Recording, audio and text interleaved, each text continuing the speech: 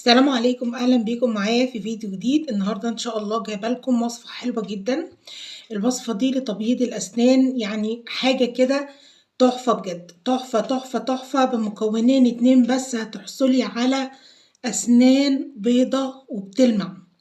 وخلي بالك وانت بتعملي الوصفه دي، مش عايزه اي حاجه تنزل في بطنك من الوصفه دي، عشان الوصفات بتاعه تبييض الاسنان الوصفات بتاعة تبييض الأسنان دي بتلم أي بكتيريا وفطريات موجودة على الأسنان.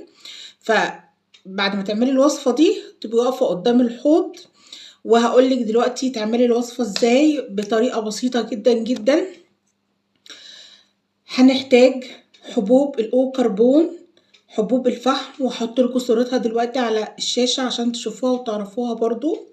الحبوب دي موجودة في الصيدليات، اسمها حبوب الفحم الأوكربون، اللي هي أصلا احنا بناخدها لعلاج القولون أو الانتفاخات. مرضى القولون بياخدوها، حلوة جدا برضو للقولون، بتفضي البطن وبتنظف القولون وبتعالج الانتفاخات بتاعة القولون وكل ده.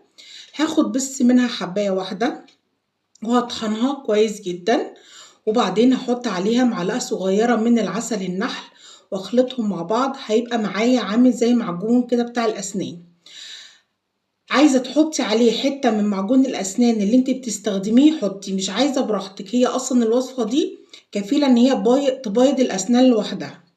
بعدين بتجيبي الفرشة بتاعت الأسنان بتاعتك وتاخدي من الخليط اللي انت عملتيه ده وتغسلي أسنانك زي ما بتغسلي أسنانك بالسجنال أو بالمعجون بالظبط، وتشطفي بقك كويس واسنانك كويس، وتنزلي كل الحاجات دي في الحوض. وزي ما قلت لك تخلي بالك ما بتبلعيش اي حاجه، عشان بتلم اي بكتيريا وفطريات موجوده على الاسنان.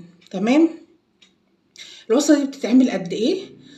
مره او مرتين في الاسبوع بالكتير، لان كترها غلط على الاسنان. هي لتبييض الاسنان. تمام. فهنعملها مره او مرتين بس، او مره كل اسبوع بالكتير قوي. مرة في التانية هتبصي تلاقي أسنانك دي بقت بيضة جدا. أصلا من أول مرة هتحسي الفرق، وهتلاحظي فعلا إن هي حلوة وجميلة جدا وخلت أسنانك بيضة. معجون معاهم حبيتي تحطيه حطي، مش حابة براحتك. تمام.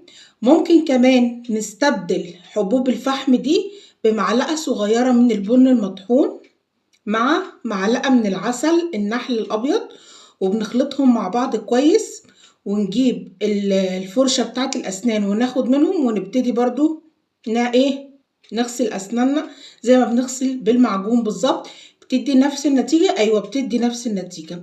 طب احنا لما بنشرب البن بيخلي الأسنان لونها أصفر كده، أو بيعمل تصبغات في الأسنان. لا، غسيله ما نغسل بيه حاجة وما نشربه حاجة تانية. عايزة اقول لكم ان انا كنت ساعات بجيب حبة بن ابل الفرشة مية وارش عليها شوية بن صغيرين واغسل اسناني بالبن بس، والفرشة والمية كانت بتخلي اسناني لونها ابيض. انا اصلا اسناني دي تركيب، فبتاخد لون تصبغ او تصبغات فيها بسهولة. فببقى محتاجة مثلا وانا خارجة عايزة ادي لاسناني لون كده حلو، كنت بعمل الخطوة بتاعت البن دي. يعني البن لوحده كمان مع المية بيخلي الاسنان لونها بيضة وحلوة. بس هي دي الوصفة بتاعتنا النهاردة، هي الاوكربون الحباية المطحونة مع العسل النحل، او بن معلقة صغيرة من البن مع العسل النحل، او ممكن تستخدمي البن لوحده زي ما انا كنت بعمله كده. بس يا جماعة هو ده كان الفيديو بتاعنا النهاردة، فيديو بسيط وسريع، وصفات سريعة وبسيطة. أتمنى بإذن الله تنال إعجابكم. ما تنسونيش في لايك وشير واشتراك في القناة، كمان تفعلوا الجرس عشان يوصلكم كل جديد فيديوهاتي. اللي عجبكم الفيديو تشجعوني بلايك، وأشوفكم في فيديو جديد إن شاء الله، والسلام عليكم.